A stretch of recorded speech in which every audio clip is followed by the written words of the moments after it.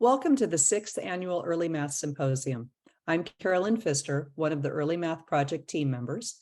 I'm joined by John Dweck, the Director of STEM Education at the Fresno County Superintendent of Schools. Hi, John. Hi, Carolyn. It's great to be here and a part of this. I'm looking forward to the keynotes, the breakout sessions. The lunchtime vendor fair and conversation rooms look like they will be great also. Thanks, McKenna, for giving us an overview of what's to come. The Early Math Project team would like to express our gratitude to the California Early Math Initiative partners, Matilda Soria, Jim Uvino, Brooks Allen, Lisa Constancio, Jessica Holmes, and Judy Sias for their support of early math and this symposium. I'd also like to acknowledge the dedication of my colleagues from the Early Math Project. And I'm pleased to introduce Dr. Michelle Cantwell-Cofer from the Fresno County Superintendent of Schools, who is here to welcome you to our symposium. Michelle is currently the Administrator for Educational Leadership and Development and soon to be our next superintendent here in Fresno County. Thank you and welcome, Michelle. Welcome to the 6th Annual Early Math Symposium. My name is Dr. Michelle Cantwell-Cofer, Superintendent-elect of Schools for Fresno County. The Office of the Fresno County Superintendent of Schools is a proud sponsor of the Early Math Symposium, and we're excited to partner with the California Early Math Project to bring you an amazing lineup of presenters focusing on family engagement and preschool to third grade alignment in mathematics. As many of you know, focusing on mathematics early as infancy, is so very important. Mathematics plays a significant role in a child's development and helps children make sense of the world around them. Introducing mathematical concepts to our youngest learners helps shape essential life skills, such as problem solving and critical thinking. Moreover, research shows mathematical knowledge acquired in early childhood and early elementary grades is a critical foundation for long-term student success.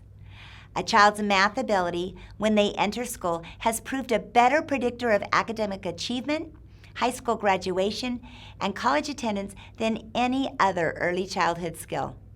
Early mathematics competency even predicts later reading achievement better than early literacy skills. Again, on behalf of the Office of the Fresno County Superintendent of Schools, welcome to the 6th Annual Early Math Symposium. I am confident that you will have a stimulating, productive, inspiring, and overall excellent educational experience. Most importantly, I'm certain you will have lots of fun. Have a great day, everyone. Thank you for joining us today. We will be sharing many free resources and ideas with you.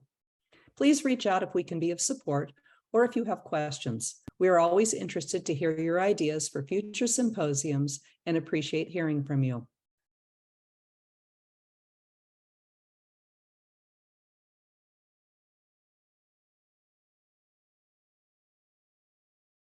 I'm pleased to introduce Eric Deering, Maggie Casp, Donna Johnson, and Juliana Melzi.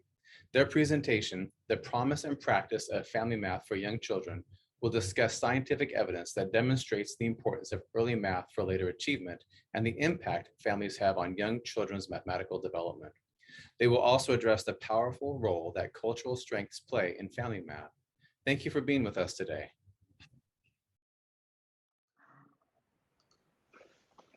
Good morning, or if you are in Boston or somewhere else on the East Coast, like my co-presenter Juliana is, good afternoon, I guess, but it's a pleasure to be here with you and spending this time talking about this issue that is near and dear to the hearts of my colleagues and I, family math.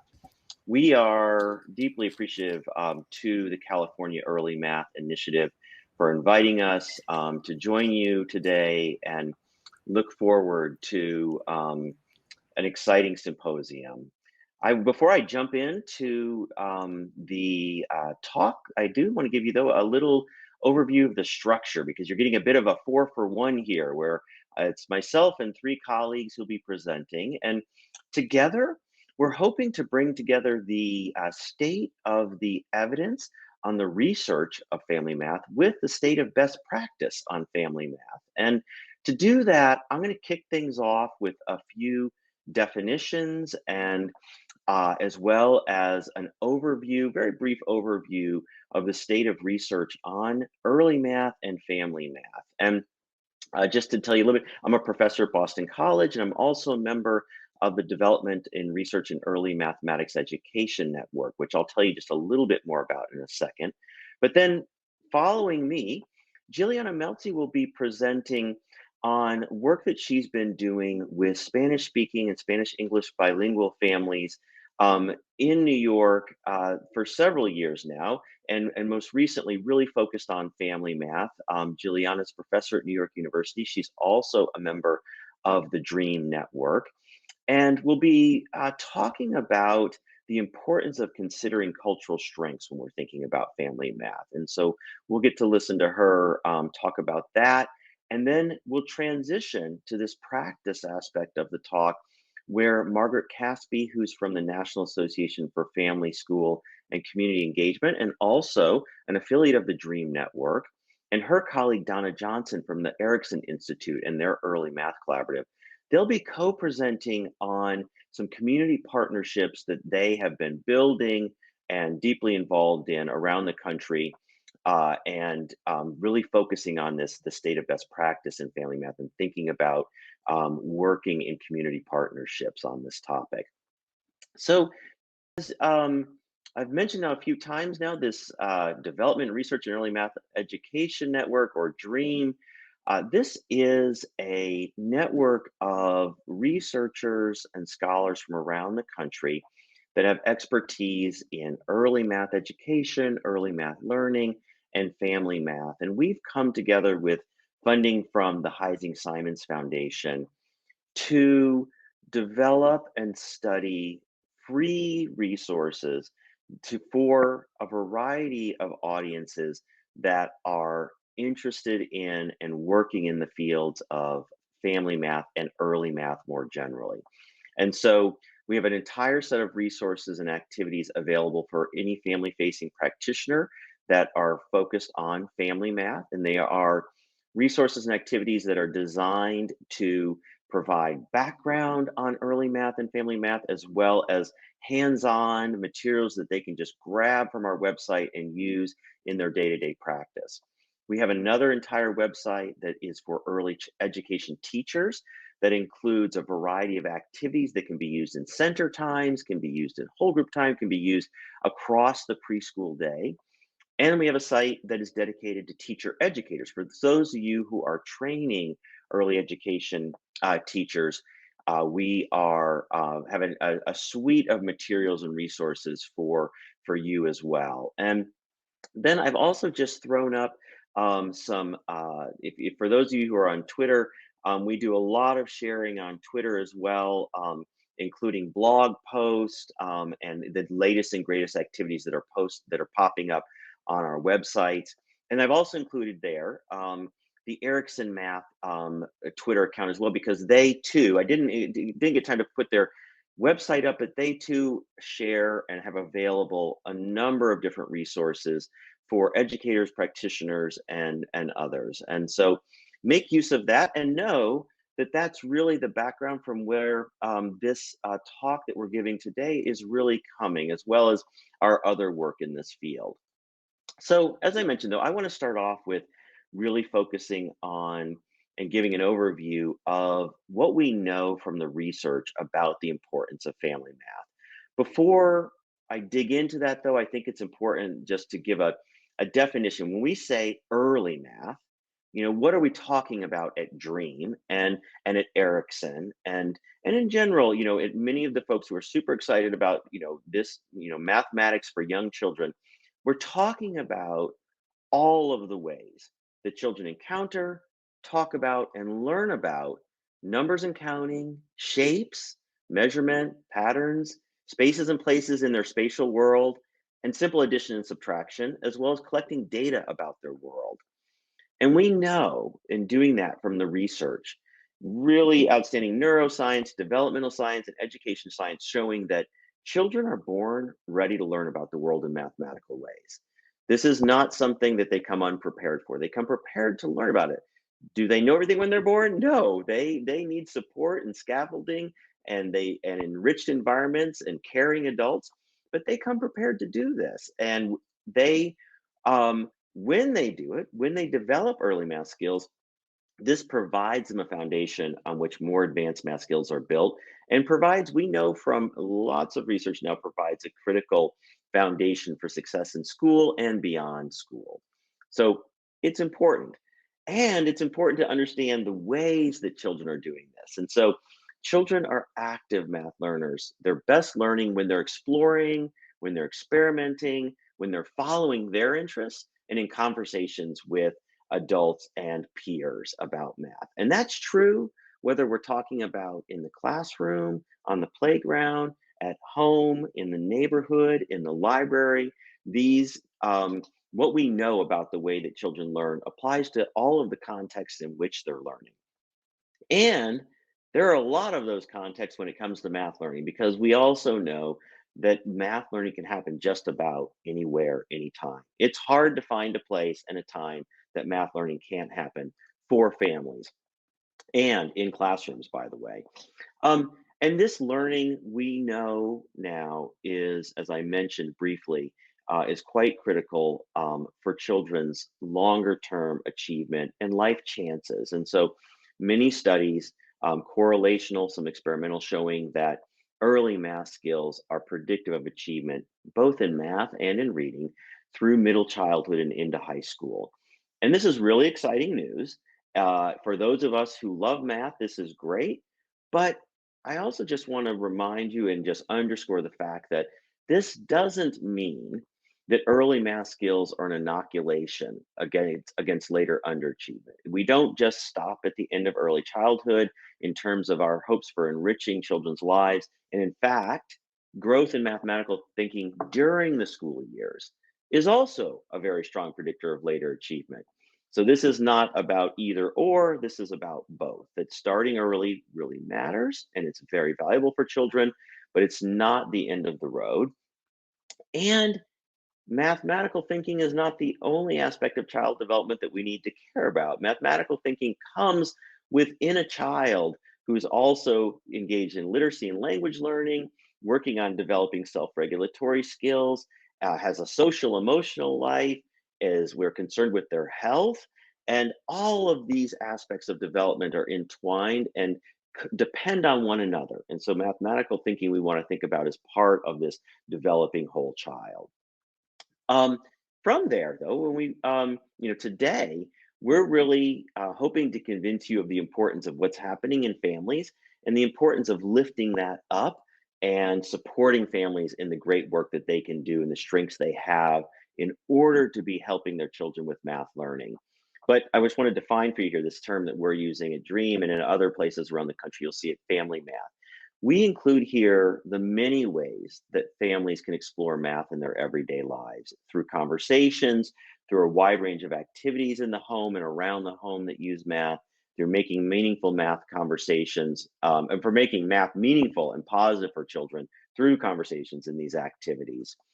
And we want to underscore that through the research, we know that that all cultures and language, across them all, families have resources and practices that can be used to support children's early mathematical learning. This is something that we do really well as human families and human communities. And this is true regardless of whether caregivers and families are anxious about their own math skills, or whether we, as professionals working with caregivers and families, are anxious about our own math skills. We can do this and we can do this well. And the evidence is quite clear on that. And in doing that, the evidence is also clear that there are opportunities for family math all around us in our family life. And that family math is not about a particular activity or game or special toy. And this is important, especially when coming from Dream, because we do provide a number of resources that include activities and games that you can use in your practice, that you can share with families, that you can share with the educators that you work with. But those activities and games and other resources are not special because they're unique and that they're the ones that are going to do the trick of helping children learn math. They're special because they rely on the principles of early math learning and family math that can be used in a wide range of activities and games, and that we know that families are terrific innovators in around those principles. And so just want to underscore, this isn't about finding the magic activity or game. And we also want to underscore that family math is about it's about having fun finding the math in the world around us. This is really the exploring together between caregivers and children and families that we're talking about. We're talking about family math. And, back to the research again, we know that family math matters for children's math learning. A lot of evidence now that caregiver child conversations about key early math concepts in the first 3 to 4 years, so this is before school, before preschool, that those conversations in early life and activities and interactions are predictive years later of math skills in elementary school. And this is true in with regard to numerical skills and numerical activities, and spatial skills and spatial activities. So whether we're talking about children and families counting and working on learning to identify set sizes and do simple addition while they're at home cooking together, or whether we're talking about children playing with puzzles with their parents and grandparents, or doing origami, that these activities that are mathematical pay dividends in children's learning later on. And we know that from experimental work where we randomly assign caregivers and families to engage in more math talk and more math enriched caregiver child interactions. And what we find is it leads to improvements in children's early math knowledge. So we're quite confident that family math really matters. We also know, though, that on average, especially in the US, which is where we have in the Dream Network have focused most of our work, that on average that math interactions are not as common as literacy-based interactions, as behavior interactions, so interactions around children behaving in ways that caregivers would like them behave. Math interactions are less common, and this includes the number of words that families use that are using mathematical terms. And we also know that there's a considerable diversity in how much some families are doing versus other families. And so some families engage in much more early math interactions than do other families. But I say that to underscore that there are opportunities for us to support families, but not for you to be overly seduced by differences, especially differences in the amount of math talk. So we're not talking here and going to be worried about gaps in early math talk. We are also going to be thinking about quality of interaction. We're going to be recognizing that talk is just one way that children are learning in their interactions with their caregivers. And we're going to be underscoring from the research that it is critical that we be recognizing and building on family strengths. And so I'm just giving you one finding here, but it's a recent one that I'm excited about because my colleagues and I just completed a meta-analysis of 12 studies, and we found that nearly half of parents who are below average in terms of their years of education, and so it's about a high school education or lower, about half of those parents are above average in the amount of number talk they do with their children. And the reverse is true for those who have above average education. About half of them are below average. And so we want to break down some of the stereotypical deficit perspectives here and begin recognizing that this is going to be for all families about recognizing and building on strengths. And Jilliana is going to say a lot more about this and going to be really digging with some specific research.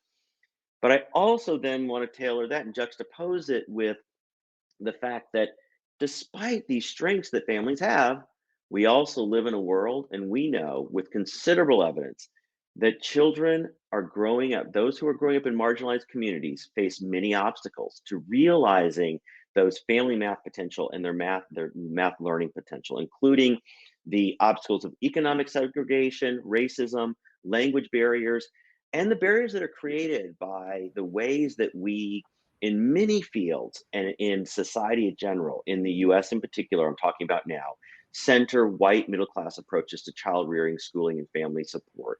And so, the transition to Jilliana here is not a coincidence because we are going to be emphasizing this research, that families have strengths, cultural legacies, and skills to support their children's math learning. That's not the problem. The problem is not that families don't have the strengths and cultural legacies to do that. The issue is that there is work to be done in removing the obstacles and barriers to allow them fully utilize those. And so with that, I'm going to stop sharing my screen and allow Jilliana to jump in here, hopefully. So take it away, Jilliana. Thank you. Okay.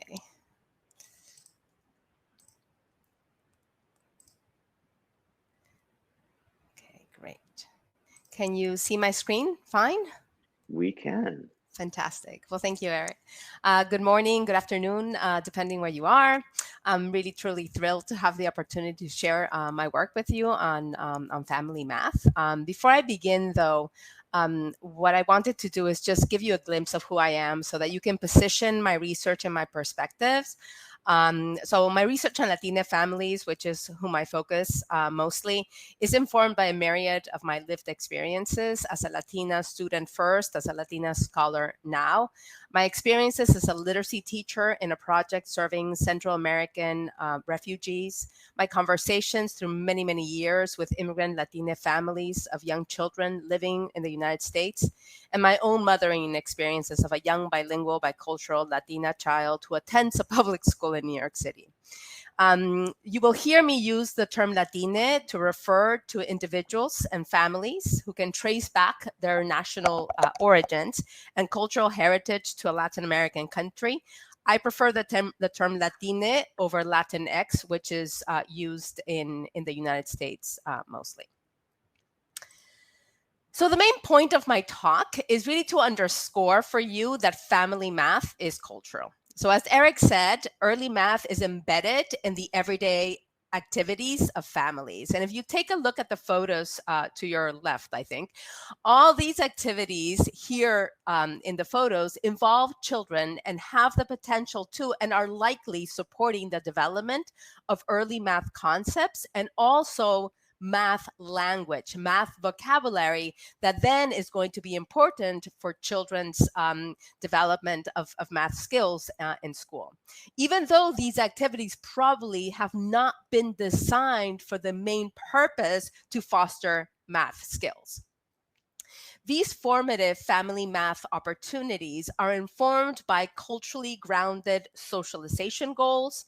In other words, what we expect of our children, how the community defines success for their children, also parenting practices, the best ways to achieve these goals, as well as personal preferences, right?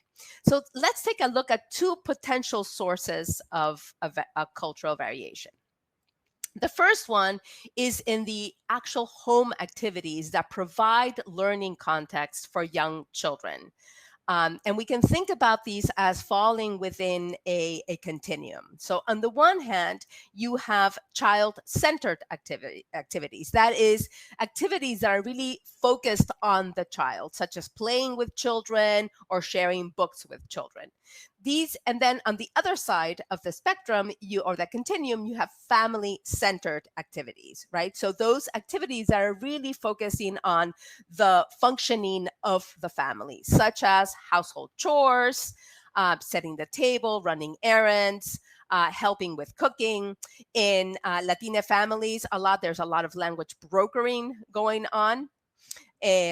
So research has shown that there are variations across cultural communities in the frequency in which families engage in these different types of activities, and also the learning value placed to these various different types of activities. So for instance, studies have shown that generally, compared to the dominant cultural group in the United States, which tends to be European American, English-speaking, monolingual families, Latina families engage in less child-directed activities as part of their everyday life. So studies have found that they engage less in play and read less to their children as compared to European American, English-speaking, monolingual families.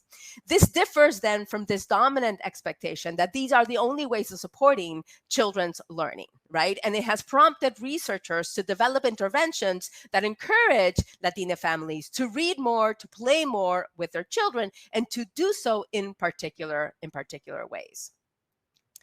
Well, but while they might not be engaging in as many child-centered activities with children, children are participating in many family-centered activities, and research, ethnographic work has shown that U.S. Latina parents, for instance, regard these activities as rich learning opportunities for their children across different domains.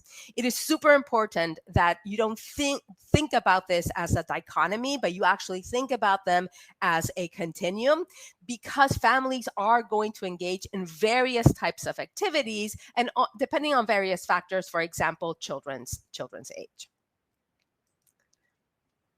Oh, I'm sorry. It should be child-centered, the thing. And anyway, a second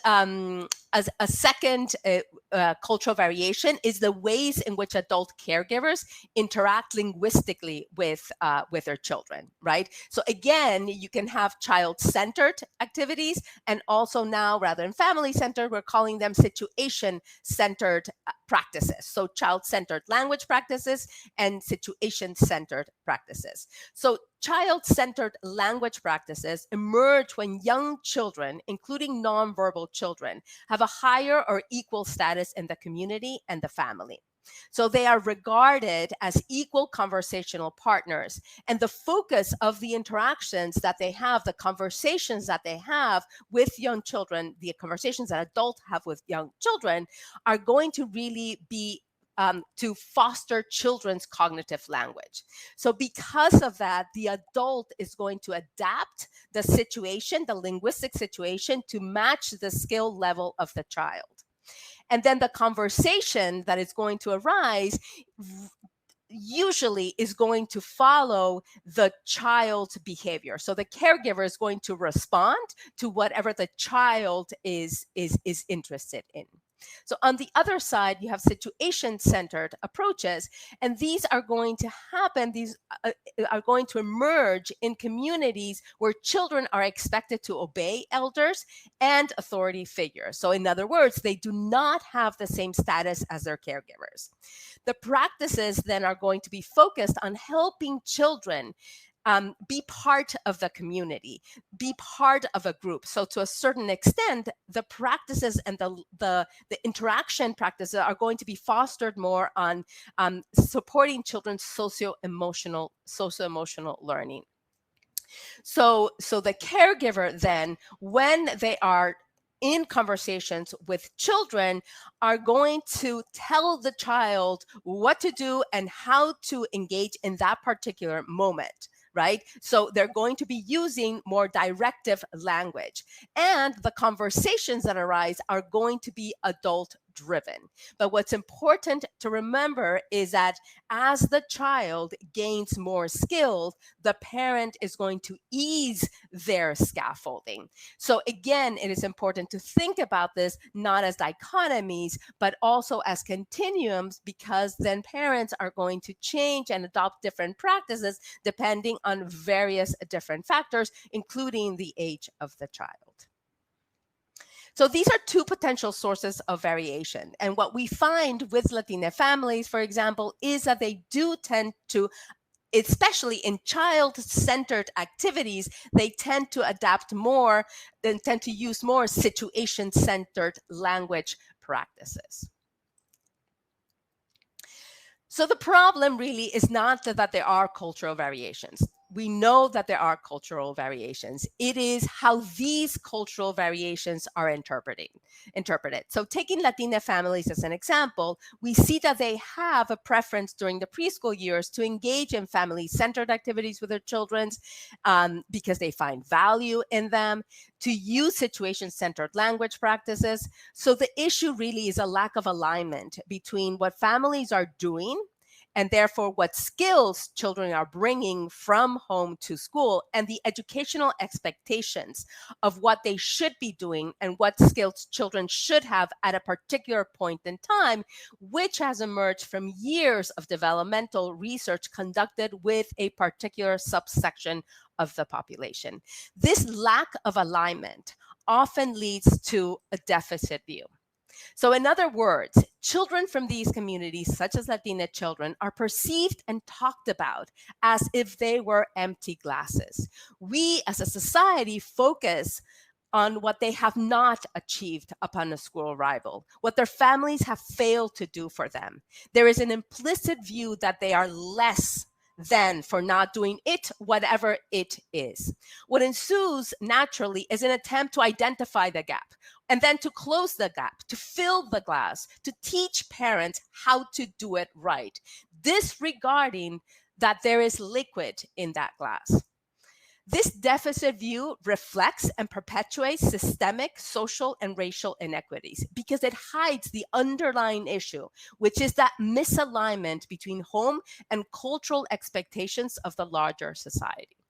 And so it is a complex topic, but one way in which we can address this issue is to shift our framing, right?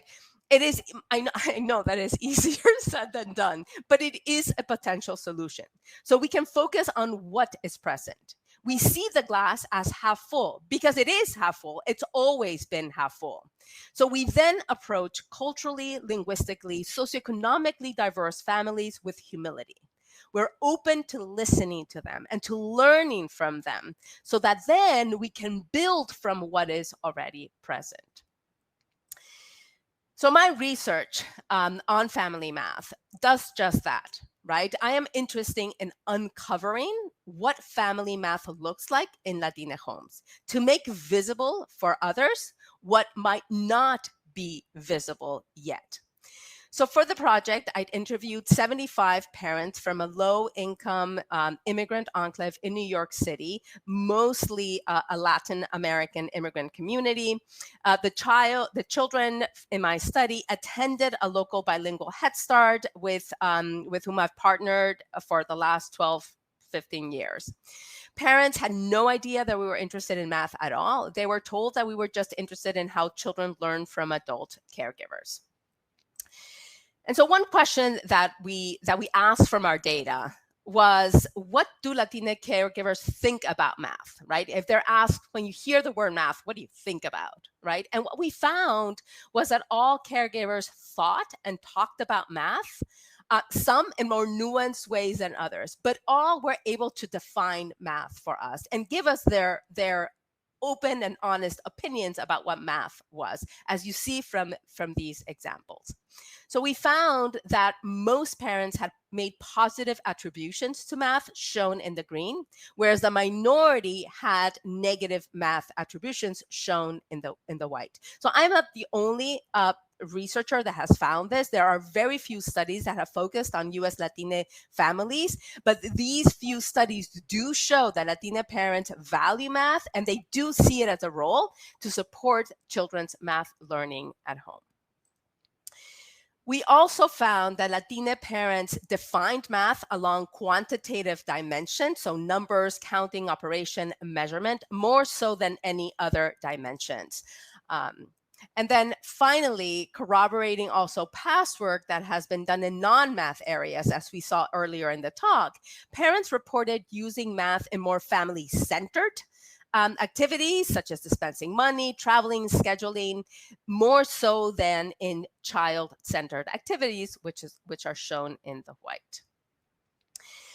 We were also interested because we know that math conversations are important, and we also wanted to, we know that math language is important. We wanted to see how much talk about math was happening in two different types of contexts, the family-centered context and child-centered context. So in the family-centered context, we asked parents to teach their children how to set the table with a set of utensils that we brought. And then for the child-centered context, we asked them to share a wordless book. And as a side note, I love wordless books for bilingual families because it really allows them to use their full linguistic repertoire. And so what we found was that about a third of caregiver language contained math references. And it was almost equal, a little bit more spatial than quantitative math. Interestingly, we also, and consistent with other research in other areas, and also to parents' own self-report, more math was found in the family-centered task. So in summary, the work that we are doing in New York is showing that math is present in the everyday lives of low-income U.S. Latina children. They might not occur in the context and the ways in which we expect them to occur, but they are present. So children come to school prepared with skills, a cultural toolbox, a rich funds of knowledge that deserve to be valued, drawn out, and supported through our practice. So in closing, I would like to end with 4 key characteristics of what I consider is a strength-based, culturally inclusive approach to family math. 1, it acknowledges cultural diversity of children's experiences, of children's home experiences. It rejects deficit interpretations of these experiences. It centers families' perspectives and privileges their voices. And then finally, it values and leverages families' and children's strengths. So thank you so much for listening, and I will turn it back to Eric. Excellent. And so I'm going to, Juliana and Donna will be joining us by video. They weren't able to attend live, but let's see here. It's actually asking me to.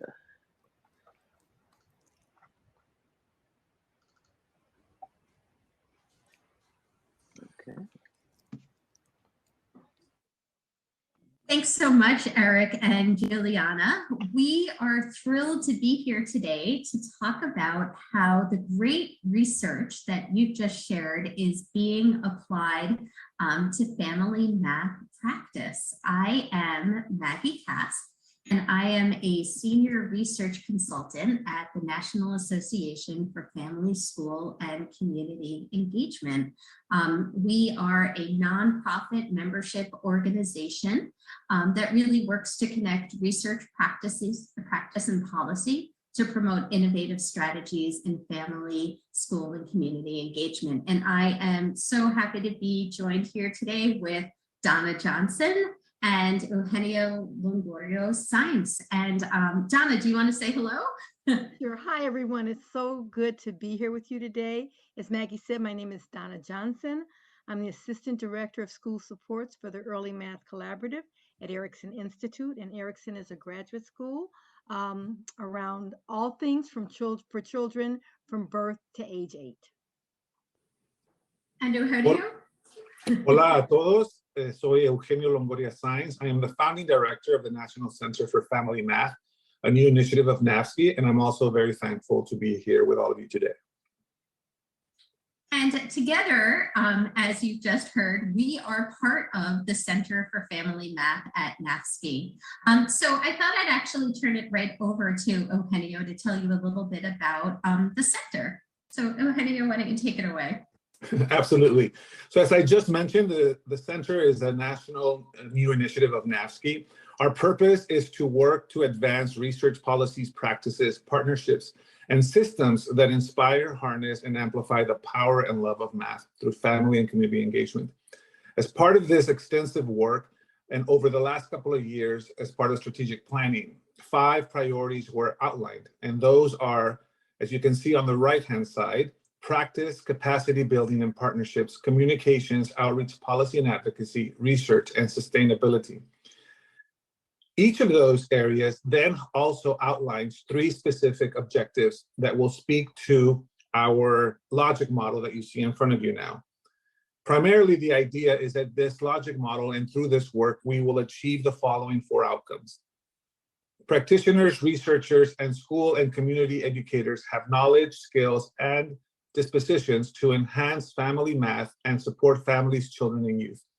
Additionally, a sustainable, evidence-informed field with national research agenda that provides understandable and usable knowledge for improving outreach policy, school instruction, and family math engagement. Ideally, these would then also support families having an understanding, confidence, and agency to embrace and build their family math confidence and ability. And finally, we do all this for the children and the youth. so that they develop positive math identity and experience academic, economic, and civic success. The idea is that achieving these 4 outcomes leads to a world where family math advances learning and equity for each and every child. Thanks so much.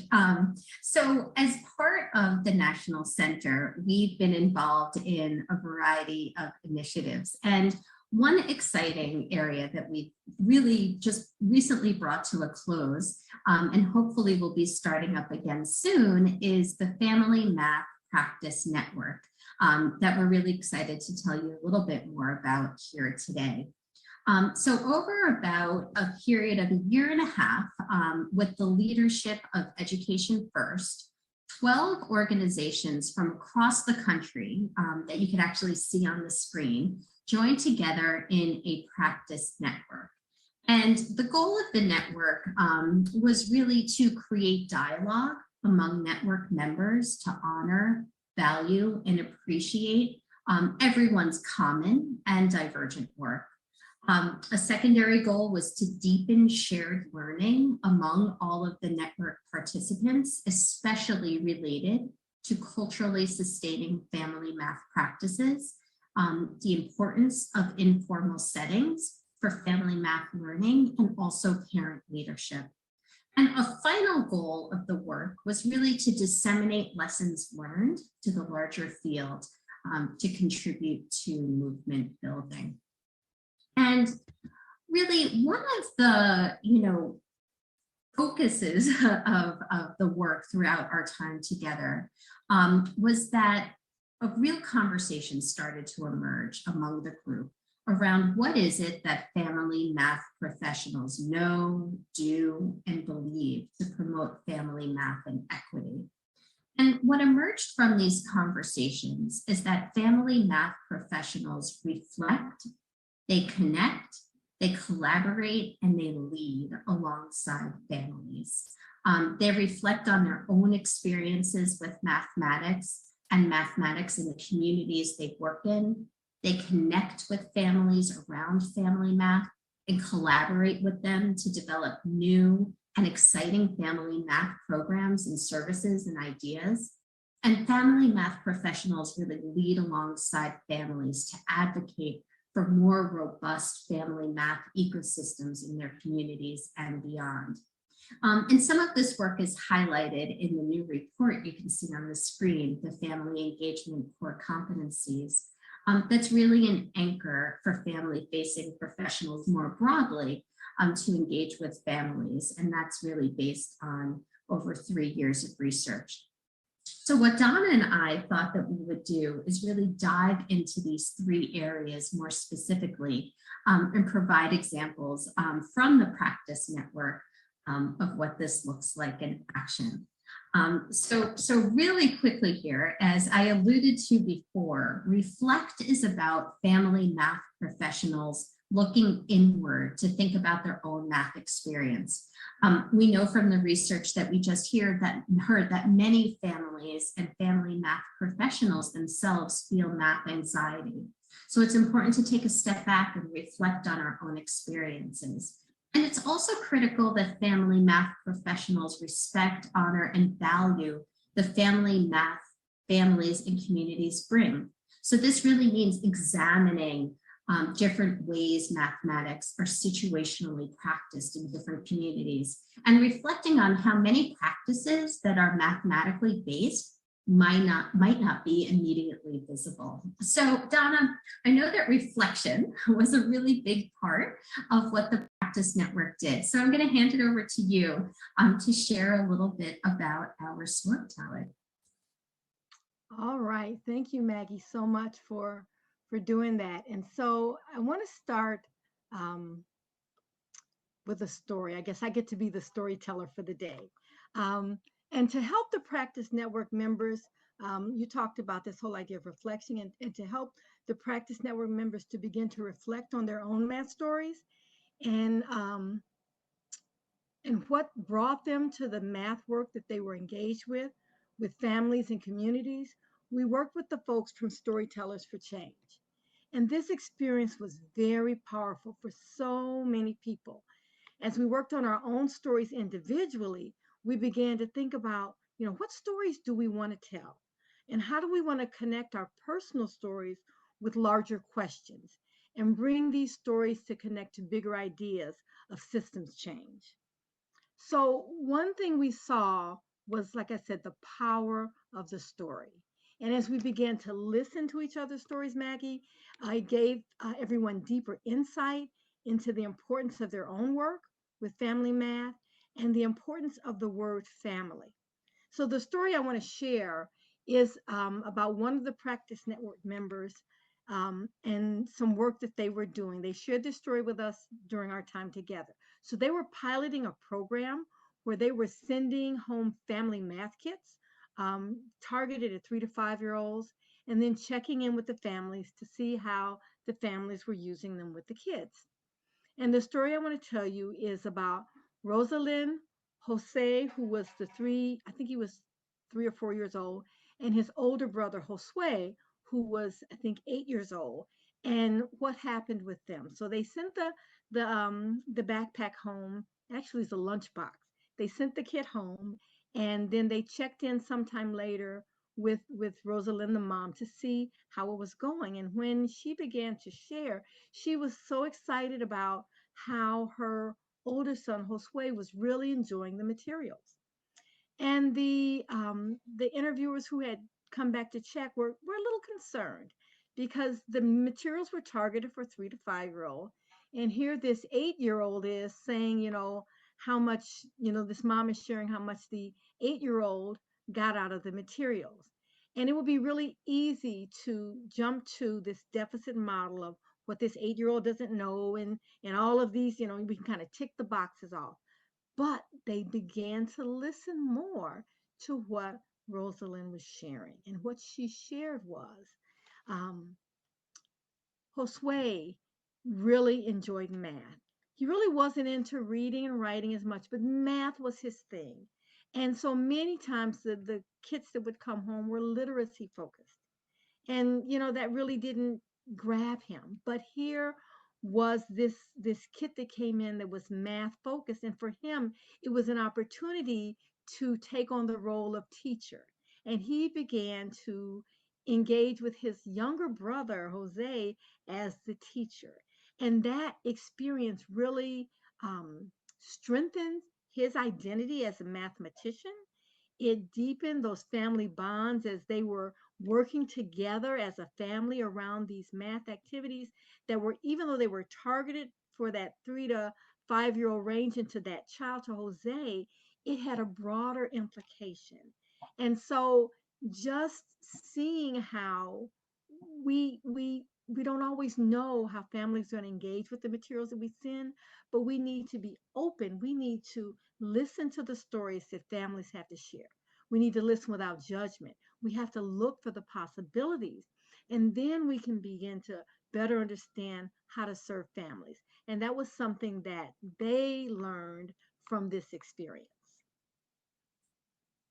Thank you, Donna, for sharing that. And thanks to Grail Family Services for sharing their story with us as well. We also know that family math professionals also connect and collaborate. From this perspective, family math professionals build trusting, reciprocal relationships with families around mathematics. And they do this by communicating, creating welcoming environments, and really reaching out actively to families, especially those who might be most underserved. We also know that family math professionals co-construct family math opportunities with families. This means that they build upon family knowledge as resources for mathematics learning and join with families for planning, implementing, and evaluating even family math opportunities and services. And finally, family math professionals foster community partnerships that support family math.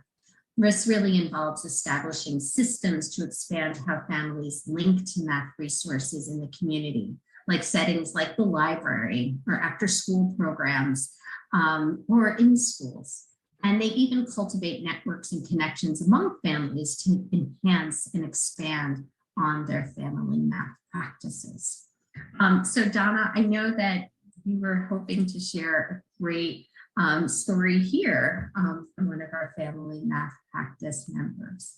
Yes, and I appreciate just that opportunity again. So just like you said, Maggie, this story is about Marta Seville, and she's an amazing researcher at the University of Arizona.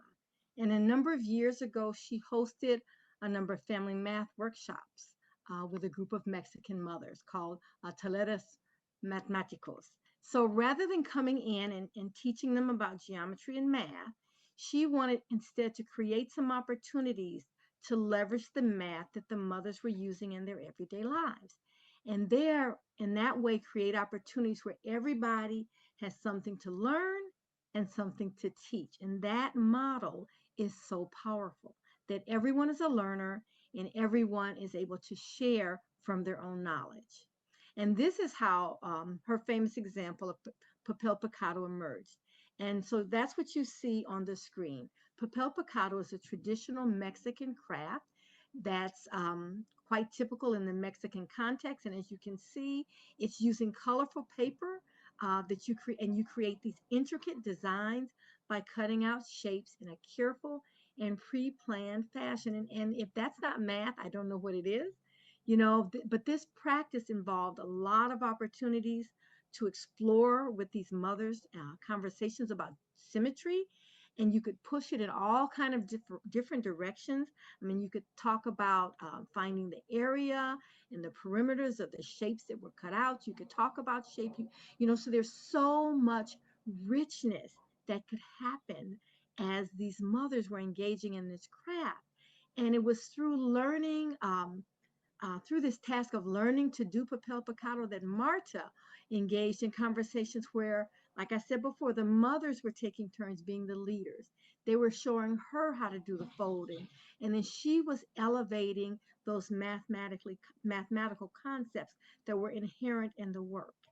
And you know, when you think about it, just highlighting the math in a culture is so powerful because it adds a sense of a connection that I and my culture connect to math in a really meaningful way. And that also helps to promote, in terms of those parent-child relationships, that there's value, there's worth, there's, you know, there's this importance in engaging in this cultural experience.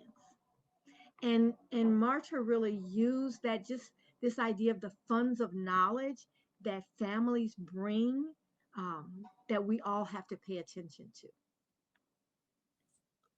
Donna, I love that. If this isn't math, then I don't know what is, right? Yes. That's true.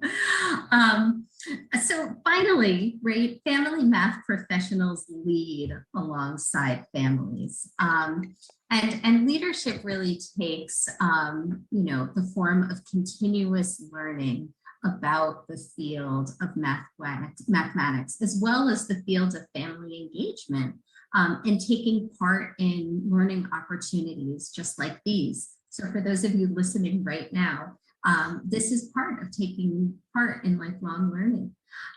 It's also about advocating for systems change to advance family math. We know that family math professionals are really consistently identifying and examining new and existing practices and policies to further family math, and really championing equity as an essential element of family math, and standing with families for equitable family math systems and math outcomes for children and youth. So Donna, for our final example, I'm going to hand it over to you to share about an organization who's doing just this. So again, thank you, Maggie, for this opportunity. So Zeno is an organization in Washington. And there was really a story I want to share that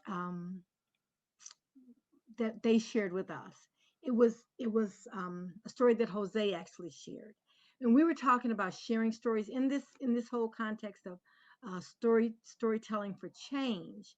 We were talking about sharing stories in ways that were culturally relevant, and Jose shared that for for Native Americans, for indigenous people, that math was stolen from them. And I really remember that simple but powerful statement, it just impacted everyone in the room. It was like silence as people kind of processed that.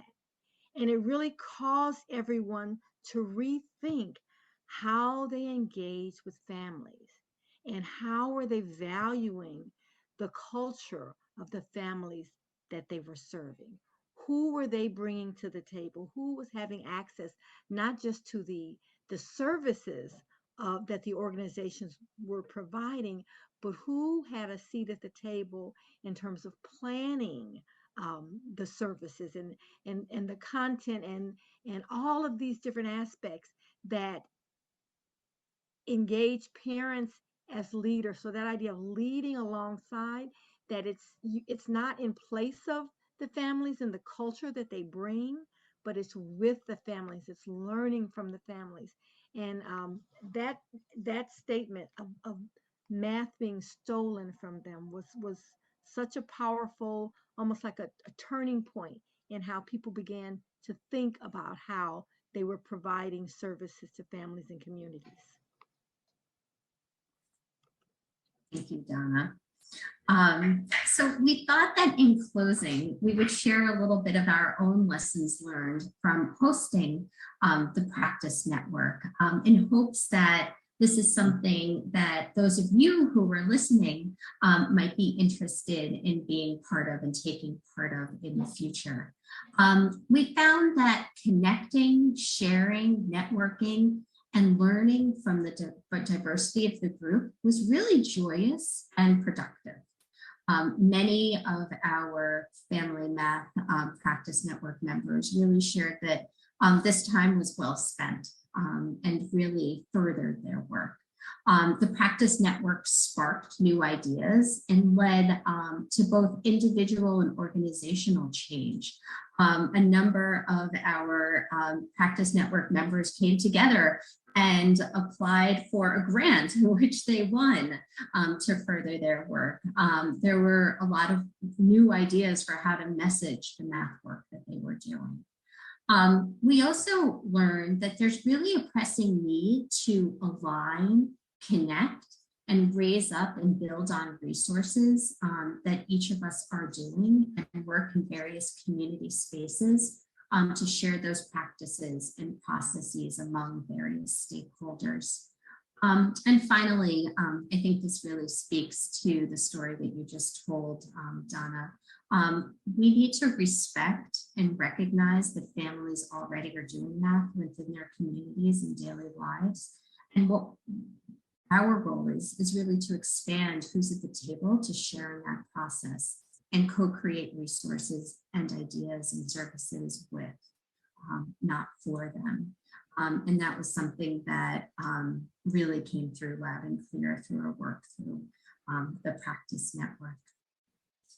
If you'd like to learn more about the Center for Family Math, you can visit our website, which is simply NAFSP.org. /family math. You can also sign up to receive periodic updates on the work that we're doing. And we also invite you to visit the website where you can find a link to all of the great organizations who were part of the Practice Network and more, so that you can learn about many of the tools and the resources that are available for you to utilize in your work immediately around family math. So with that, I'm going to hand it over back to Eric and Juliana. And we are so thankful for you being here and listening to us and sharing in our work with us today. Take care. Excellent.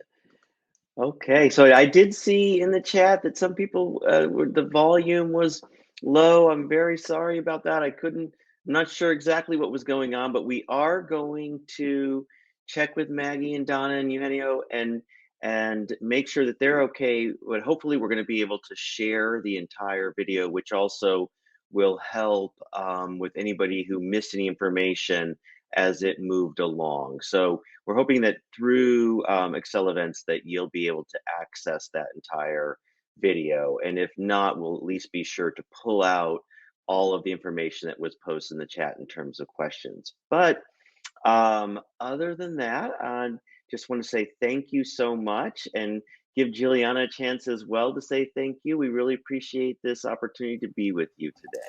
Yes, thank you so much. Thank you for the great comments. Muchas gracias. Yes, thank you very much.